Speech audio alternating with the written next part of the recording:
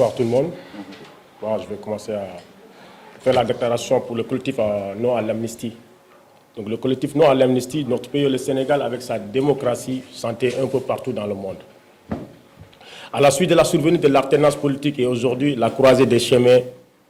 mais force est aussi de constater avec amertume et nombreux coups portés aujourd'hui à cette même démocratie. C'est dans le cadre d'un contexte politique très chargé que de violentes et inadmissibles violences se sont produites dans le pays entre 2021 et 2024, marquées par des manifestations qui ont fait trop de dégâts partout. Tout le monde le sait. En effet, au-delà des dizaines de morts et de blessés enregistrés surtout, les dégâts matériels sont importants, mais avec aussi d'honnêtes citoyens, notamment des acteurs des secteurs informels surtout, qui ont perdu tous leurs moyens de subsistance. En fait, et pourtant, le président de la République, Macky Sall, porte l'ambition d'amnistier tous ceux qui ont été arrêtés et emprisonnés dans le cadre de ces manifestations de leurs dégâts collatéraux. C'est la raison pour laquelle le Sénat collectif Non à l'amnistie a été porté sur les fonds baptismaux pour combattre cette volonté de faire voter par l'Assemblée nationale une loi d'amnistie générale pour tous les délits et crimes lors des événements politiques qui ont eu lieu entre 2021 et 2024, bien sûr. À travers ce projet dénoncé par l'écrasante majorité des Sénégalais, le président de la République, Macky Sall, adopte la posture d'un promoteur de l'impunité, mais le collectif Non à l'amnistie Sénat se dressera dans un élan patriotique, citoyen et humanitaire avec tous les Sénégalais épris de justice d'ici et de la diaspora. Le pays doit être au-dessus de tout. C'est la raison pour laquelle c'est inacceptable d'ouvrir la porte d'une amnistie à des gens cités dans les atrocités qui ne sont pas encore jugées. Les actes terroristes commis au Sénégal, surtout dans cet espace temporel, étaient destinés à déstabiliser ces pays qui nous ont tous chers. La mémoire collective retient encore les images atroces de 2 filles brûlées vives par des cocktails Molotov dans un bus, l'incendie de l'université de Dakar et sa bibliothèque par une horde d'irresponsabilité sur fond de cris de guerre et de chansons séparatistes. Le Sénat exige qu'en lieu et place de la loi d'amnistie, que les procédures judiciaires entamées soient menées jusqu'à leur terme, afin de situer toutes les responsabilités dans le respect strict du principe de la présomption d'innocence et de la séparation des pouvoirs. C'est fort de ce constat que le Sénat considère que cette loi d'amnistie est impopulaire, ségrégationniste. C'est pourquoi, encore une fois, il se dressera pour faire en sorte que les intérêts des victimes de ces manifestations ne soient spoliés sur l'autel de la pacification de l'espace politique. Des citoyens et des acteurs économiques ont subi beaucoup de torts à cause des agissements des politiques et il est impératif qu'ils soient tous indemnisés, surtout à ce qui est encore paradoxal. C'est à travers cette démarche, c'est comme si le président Macky Sall voulait soudoyer certains hommes politiques. D'ores et déjà, l'État doit se prescrire le devoir, en parfaite collaboration avec la société civile, de répertorier le nombre de victimes et d'estimer les dommages matériaux et corporels, mais aussi de les prendre en charge. Sur le plan purement économique, il urge de faire un état des lieux des pertes subies, notamment par les acteurs des petites et moyennes entreprises, et qu'ils ont le plus rapidement indemnisé pour les extirper de l'extrême pauvreté dans laquelle les dommages collatéraux de ces événements les ont plongés. Par la mise en place d'un fonds d'indemnisation, c'est important, d'autant plus que les banques continuent de mettre la pression sur certains d'entre eux pour cause de non-paiement des prêts contractés, surtout. Ils y ajoutent la nécessité d'urgence d'accorder un suivi psychologique à certaines catégories de victimes et de leurs proches, et sur la base de la gravité de la situation qui sape les fondamentaux de notre société, le collectif invite tous les candidats officiels et recalés de se prononcer ouvertement contre cette loi d'amnistie. D'ailleurs, un plan d'action a été décliné pour dénoncer le caractère ségrégationniste de cette loi par tout moyen de communication au plan national et international. Dans le cadre de Sénat Comité Non à l'Amnistie compte appuyer, encadrer et organiser socialement et juridiquement l'association des victimes et à l'image du dialogue national convoqué par le président de la République, Macky Sall. Le collectif compte à son tour réunir toutes les forces vives de la nation qui ont décidé de se positionner au bon côté de l'histoire en manifestant les oppositions de la loi d'amnistie. Il faut aller dans le sens d'ôter au président de la République toute possibilité d'user et d'abuser de la loi d'amnistie pour les raisons strictement politiques, pour ainsi préserver le principe sacro-saint de l'égalité des citoyens devant la justice. C'est dire que le collectif va battre. Il va continuer à battre pour la suppression pure et simple de la loi d'amnistie dans nos tests judiciaires. Le collectif Non à l'amnistie, Sénat, a par ailleurs condamné avec la dernière énergie l'agression barbare perpétrée sur la journaliste Maïmouna Ndour Faye. Dans ce cas également, le collectif réclame justice, contrairement à la volonté du président Macky Sall, promoteur de la loi d'impunité des crimes de 2000. maa ngi tudd Saër Mangane nekk porte-parole collectif Non à l'amnistie. Donc comme ni ma ko waxee rek mooy li waral ndaje bi mooy Sénégal dafa nekk ci situation boo xamante ne gëj na koo dund wala musu koo dund dans l'histoire politique du Sénégal mooy président de la République boo xamante ne dafay nekk ci yoonu jeexal waaye mu dugal ci Sénégal situation boo xamante ne day mel ni chaque jour c'est un éternel recommencement. Chaque jour est un autre début. Et donc de ce fait jàpp nañ ne dafa toog ba benn jamono muy wut une issue de sortie nan lay def ba situation goutte bi mu nekk ba génn si mu jàpp ne fexe ba nga xam ne ñi nga xam ne ay adversaire politique am lañu woon ñu yàgg a xeex pendant des années jote boobu jural Sénégal jafe-jafe yu ne ay nit faatu ci ay nit ñàkk ci seen alal ay entreprise tëj ci mu xëy jàpp ne loolu dakaa war a jël neexalee ko ay nit wala mu sauver ko ses arrières pour mën a génn par la grande porte te alors que la chose mu mënoon naa simple ci moom mooy bu yemoon fi constitution commencé ak fa constitution yem kon lii yëpp duñ ci fekk. Donc kon tey collectif bi situation boobu nga xam ne kuy sénégalais wala képp ku am dara ci humanité sa xol di am yëg-yëg lu mu ndaw li ngay yëg ci face à cette situation bi nga xam ne am na ay nit ñoo xamante ne ñàkk nañ ci faatu nañ ci ñu xëy faatu googu Macky Sall mën bëgg koo jàppee comme si ñoom yàlla mosu leen a bind comme si mosu ñoo jaar ci kaw suuf comme si amuñu ndey amuñu baay amuñu ñoo xamante ne seen dem gi naqari na leen mu xëy rek mu ne lépp nañ ko faxas pour neexalee ko ay nit wala mu jéem cee lijjanti problème politique bu mu nekk ñun nag loolu tax ñu ne nag loolu du am ndaxte réew mi ni mu ci amee sañ-sañ ñun noonu lañ ci amee sañ-sañ dafay juddu rek ñu juddoo fi bu nekkee président ñu encadré ko ñu fal ko 2 mandats li teraanga ji mooy mu delloo woon ndab gi dans les meilleures conditions mais bu demee ba nga xam ne nag pour mu génn ci par des calculs politiques moom jàpp na ne dafay xool ñoo xamante ne réew mi nekk pendant 3 ans ci goutte goo xamante ne tey ba Sénégal di Sénégal kenn musul am Sénégal dund na crise politique bu nekk waaye crise politique bu duré nii méttee nii yàggee nii bëri ay impact yu négatif ci société sénégalaise mësul am ba politique di politique ba léegi. Donc kon tey loolu mënuñoo seetaan bu dee ne ñun nous sommes des citoyens et dignes de ce nom si nous sommes des patriotes dignes de ce nom mënuñoo seetaan loolu donc ci logique boobu lañ nekk ne nañ taxaw Séné comme la majorité des Sénégalais ñëpp boole suñuy doole suñuy xel ak suñu xalaat ne lii lépp par n'importe quel moyen buñ ko mën a xeexee nañ fexe ba xeex ko ba nga xam ne loi d'amnistie bi du jàll. Loi d'amnistie bi nag xam nañ fu ci suñu doole commencé xam nañ fu ci suñu doole yam waaye li njëkk bala ñoo sori mooy dañoo bëgg balaa dara xew ñi nga xam ne tey président Macky Sall bi muy xeex ak ay adversaires politiques am jaay nañu la peur aux Sénégalais le président de la République a vendu la peur aux Sénégalais wax ne leen ñii may jàkkaarloog di xeex ak ñoom politique dong taxu leen a jóg ay bandi lañ ay woyu lañ ay terroristes lañ ay forces occultes ñu ngi fi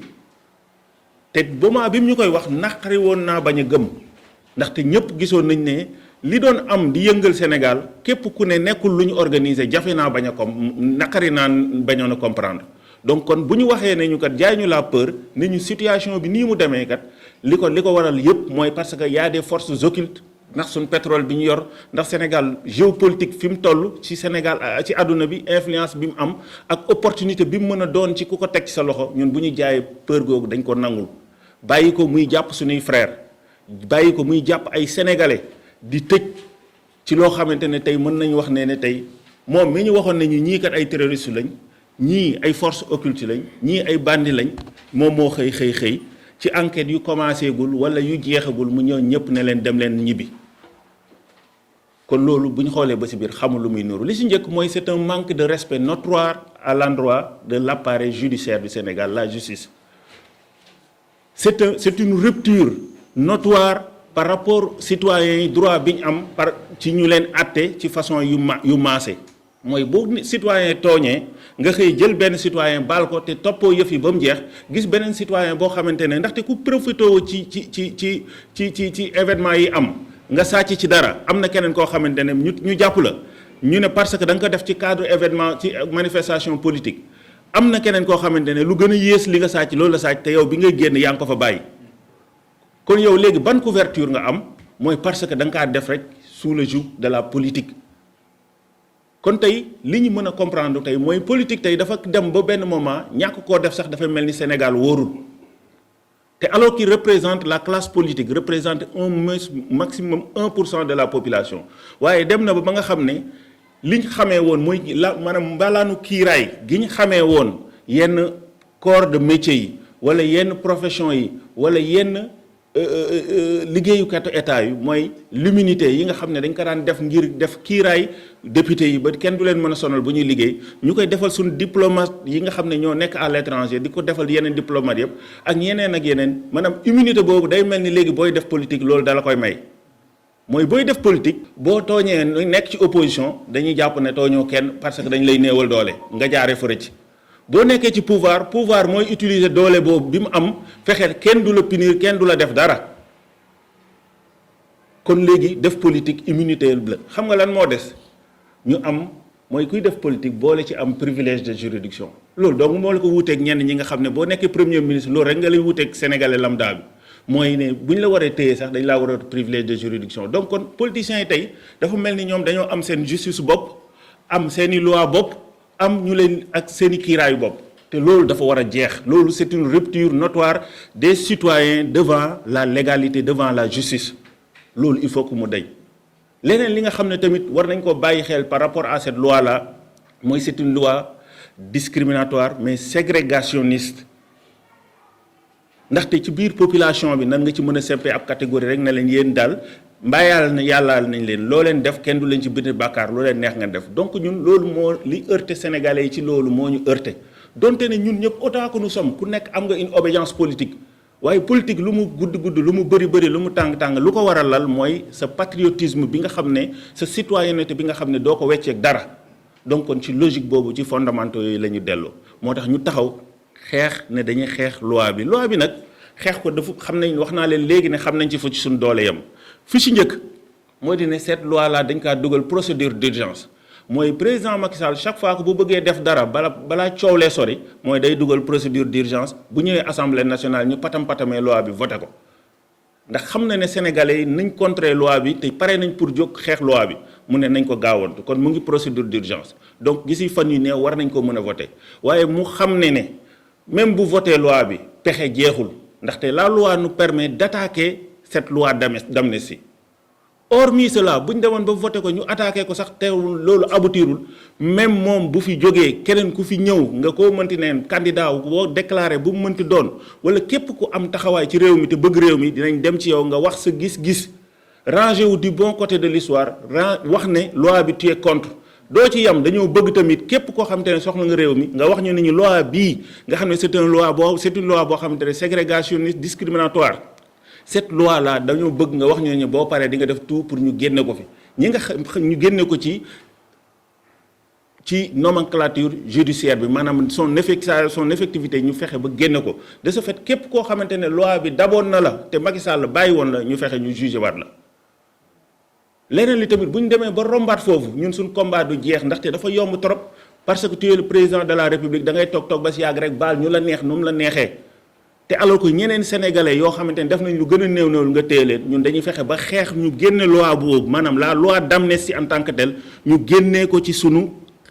texte yi juridique yi fexe ba ñu génne leen ko ci ñu xam ne léegi président de la république wala assemblée nationale amatuñ droit xëy rek dawal am amnistie baal ñi leen neex yëf yi jeex ku nekk delluwaat donc loolu tamit moo wax leen xeex bi dañ ko dem foofu. beneen bi si nekk mooy victime yi dañoo soxla taxawu ci lu daar lu teew lu tàng jër dañ leen a war a taxawu ñi si njëkk mooy ñoo xamante ne dañu am ay perturbations psychologiques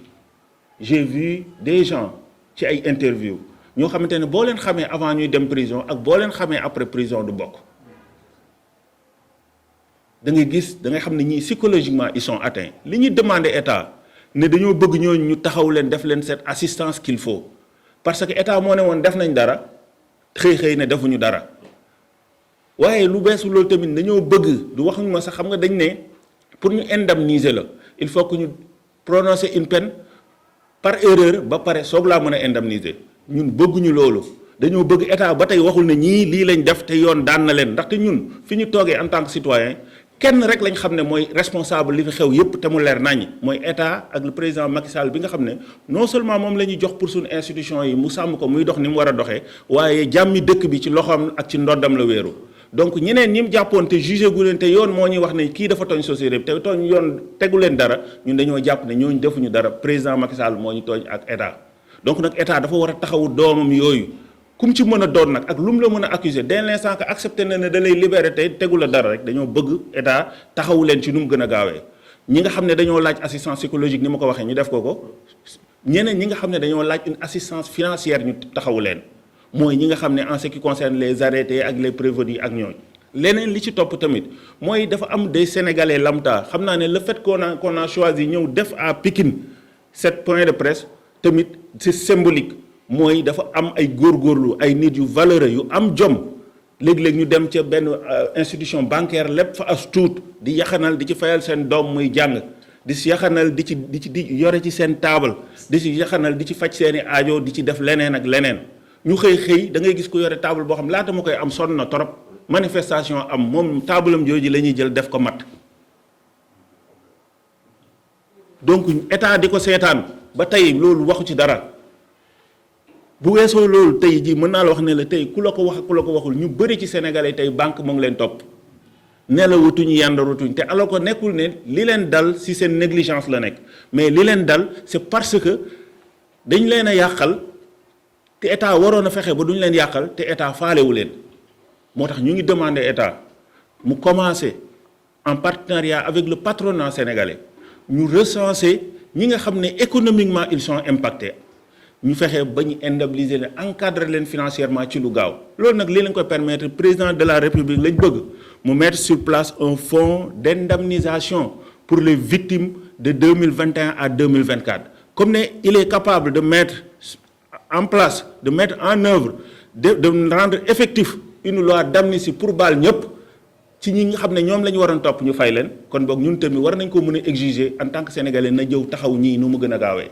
mu nekk lu jaadu lu war a élémentaire lu war a simple ci dëgg bu doon ne Sénégal ni muy doxee ni mu war a doxee noonu lay doxee donc kon leneen li tamit mooy li gën a poser problème loolu parce que pour ñu mën koo def il faut que ñu xam kan ak kan moo ci loru ak sa degré loru fu mu toll moo tax état du Sénégal dafa war a ànd ak la société civile def un recensement sans complaisance fexe ba dajale xam ñi nga xam ne ils sont impactés totalement